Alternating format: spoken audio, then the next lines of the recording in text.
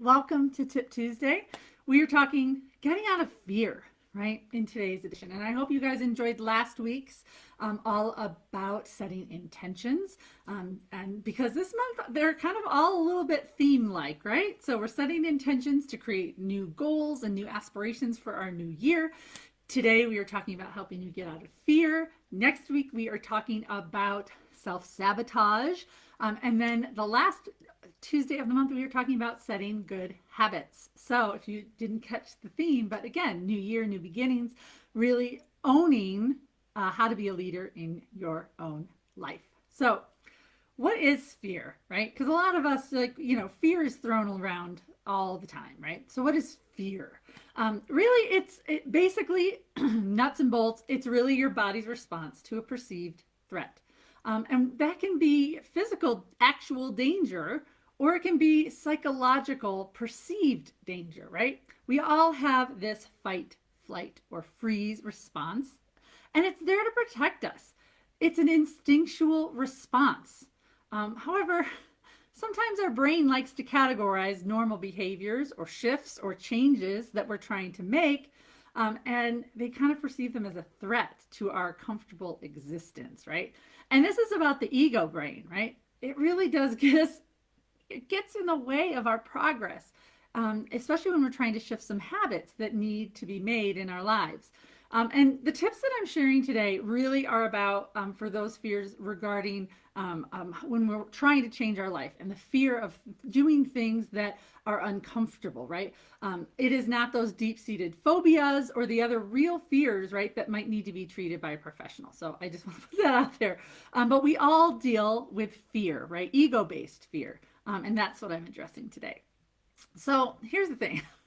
Our ego talks a good talk, right? It is the slickest salesman in the brain. It's loud and noisy, and it's begging us to trust and believe that all that they are telling us is true, right? And they're all there. The ego is all about safety and security and comfort, right? And here's the thing, our ego isn't all bad, right? Even if it does get a bad rap, she really does help us sometimes when we're about to make some boneheaded move, and really does alert us to danger, right? However, sometimes you need to kind of plant her on a deserted island for a while, being satisfied with a good book and eating some bonbons in order for you to really get clear and to make some progress in your goals. So here are some easy tips for you to help address those fears that you might have towards shifting your life for the better, right? So again, first one, make friends with your ego. Like I mentioned, she can also she can really often make us believe that we're fine exactly as we are, right? Why do we need to change? We're safe exactly as we are. I kind of like to call this the cat box. If you guys have heard me before, right? It's those four perceived walls of safety, right? Where nothing can hurt us. And when and I say cat box because cats love to sit in cardboard boxes and they're very safe and warm and cozy.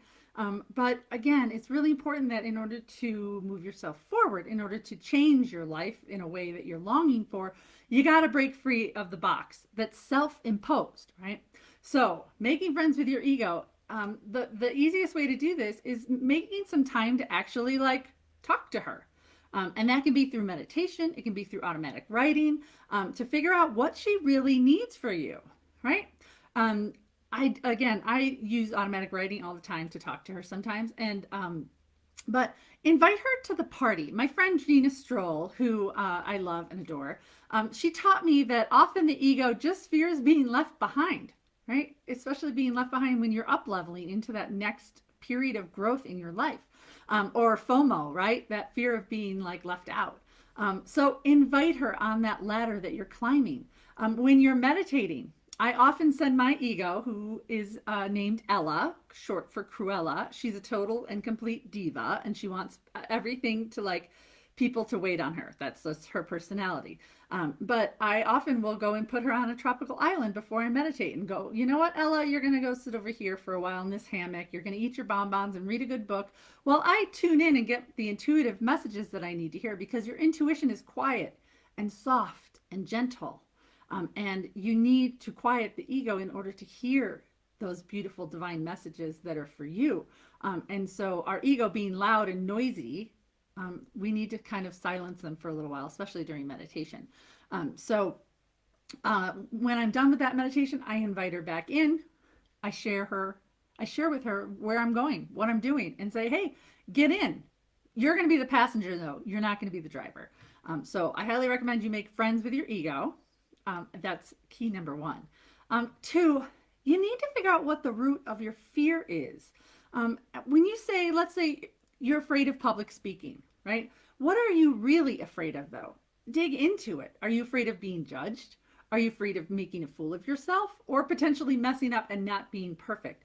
When you can figure out what the actual fear is, that's the key to understanding how you can change it and overcome it, right? You will probably need to do some inner child healing or energy healing work, like working with me, because many of our deep-seated fears come from our inner child, those wounds that we experience in early childhood development.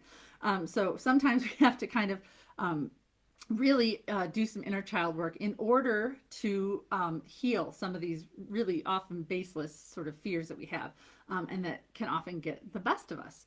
And again, when you heal yourself, hence the name of this group, it doesn't just heal you from a mental perspective. It heals you emotionally, it heals you physically, and it heals you energetically. And so again, you're going to need to figure out what that actual root of the fear is, because it's often not whatever you think it is. It's usually something a little bit deeper. Another tip is remembering a time when you overcame a fear, right? I used to be terrified of going live on Facebook. Shocker, right? Terrified, right? And part of it was that I was like, well, who am I to be sharing, like, who cares what I have to say, right? And I was like, those millennials, those young people, right? They're always on, doing all the videos. Like, who am I? Like, I don't need to be seen as this egotistical person who I want everybody to look at me, right? But then I did it, and as it turns out, it's a fabulous medium for getting information out and for reaching people and being able to heal and help people, which is what my soul's mission is, right? And so when you finally have overcome it, right, looking back on that, when you're facing a new fear and going, God, I overcame that, I can overcome anything. I survived that with flying colors. And as it turns out, I love going live on Facebook or elsewhere, because it's just something that lights me up. I love working with other people. And so when you come across a fear, if you go, yes, you know what? I overcame that one. I can overcome this one, right? And it gives you that confidence and it gives your brain that knowledge of, you know what? I can do it because I've already done it, right? I already did it. I can do it again. No problem. So just really great reminders for your brain, to remind you that you can overcome anything. Another tip, number 4, sit with your feelings. Remember, we're meant to feel all of the emotions that we have. And so when you're feeling afraid, sit with it and figure out why you're feeling that way. Don't try to repress it through emotional eating or emotional spending or drinking or doing drugs or any of those things, because very often we don't want to look at those. We don't want to feel those feelings, right? But when you feel them, right, you can let them out and you can understand why you're feeling them, because those emotions are often telling us something.